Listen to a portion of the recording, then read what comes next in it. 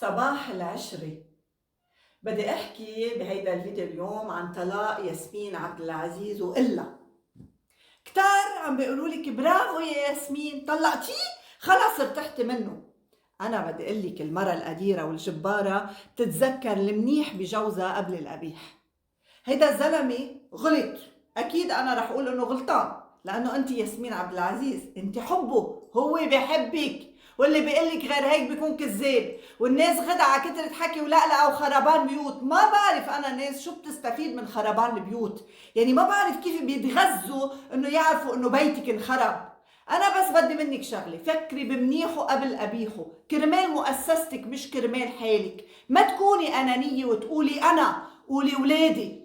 انت فكري وقولي هيدا الزلمه وقف حدي بمصايبي، بصعابي، بألمي، بوجعي، بمرضي، كان عم بيموت، كان عم يتقلب من الوجع وانا كنت احضره. اليوم انت اذا طلعتي قلتي انه خاين شو رح تستفيدي؟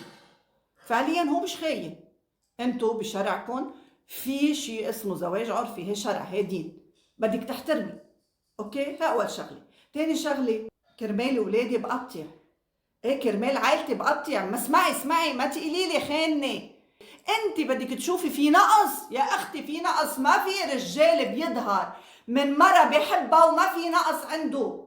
هو ما حبها، هو راح عبى النقص الموجود بحياته، وقال ما كان جوازها عرفي، كان قال قدام الناس كلها انه انا بحبها. في عنده نقص لراح لعندها. ليش تخربي بيتك؟ وانتبهي، هذا البيت بطل بايدك لحالك، هي مؤسسه فيها اولاد. اجتمعي باولادك، اساليهم، اعطيه فرصه يحكي وما يكذب، ما يكون خيفان، لانه الرجال لما بيغلط هيك غلطه كتير بكذب، بصير محتار شو بده يغطي عملته، بكذب. ولكل مره اليوم عم تتابعني بدي خبرك خبريه، وما تقولوا عني هبله. انا مره بمقابله مع تمام بلاق سالني اذا جوزك خانك شو بتعملي؟ قلت له بغير شرشفة التخت وكأن شيئا لم يكن. وهي خيانة عندي، لأنه أنا ما في أتجوز اثنين عندي. أنت مش خيانة، وعم قلك غيري شرشفة التخت ونامي على تختك، ونامي حد ولادك واحضنيهم وضحي كرمالهم، لأنه في مشكلة عندك مش بس عنده. وهيدا الزلمة أنا بقول إنه بحبك وكتير، هالقد كان هو خيفان إنه يفقدك. يعني الإحساس موجود والاحترام موجود، لو ما بيحترمك ما كان خبرك. وبدك تفكري أكتر من هيك وأبعد من هيك. اللي بعتت لك الفيديو شو كان هدفها؟ أو اللي بعتولك، وهل يا ترى كان عم يبتزوا جوزك؟